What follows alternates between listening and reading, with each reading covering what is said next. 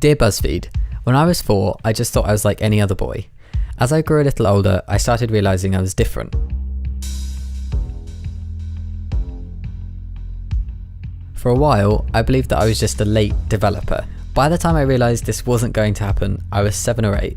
At this age, I did everything I could to fit in and be seen as one of the boys. I wore all boys' clothes, was happy when people used male pronouns for me when out in public, and I got my hair cut short. A combination of secondary school, age 11, and puberty forced me into thinking I had to accept the way I was physically, and I tried to fit in as female during my early teens. I could never find clothes I liked, felt uncomfortable in anything I wore, and disliked my hair being long. When I was 16, I watched a documentary on Channel 4 about a trans guy.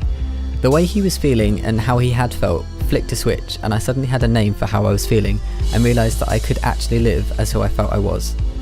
Between my first and second year at college, I came out as transgender and went back as Jamie for my A-levels. I told my mum first, who in turn told my dad and my brother. I then told my group of friends and finally my girlfriend, who was my best friend at the time. I'm so grateful that they were all amazingly supportive, and over time this increased as they understood more and more. My mum and I went to speak to my GP about being referred to a gender identity clinic so that I could pursue hormones and eventually surgery. The day I started testosterone was incredibly exciting. My dad picked up my prescription for me and it was sitting waiting for me when I got home from college. Hey, so I just got home and saw this.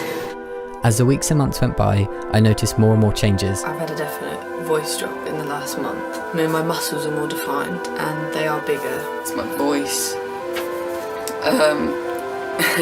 It's breaking as well. I've got sort of like peach fuzz beard going on. All these changes made me feel so much more comfortable in myself, and as grateful and happy as I was to be on hormones, I knew I needed top surgery. 6 months later, I had the surgery. The recovery was uncomfortable and frustrating. It took a couple months for me to start properly seeing the full effects and feel the benefits of having a flat chest.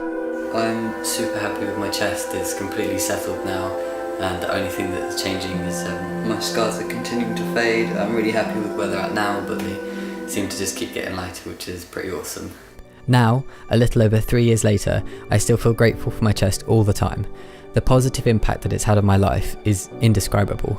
I'm at a stage in my life now where I feel content and so much more comfortable with myself and with my body.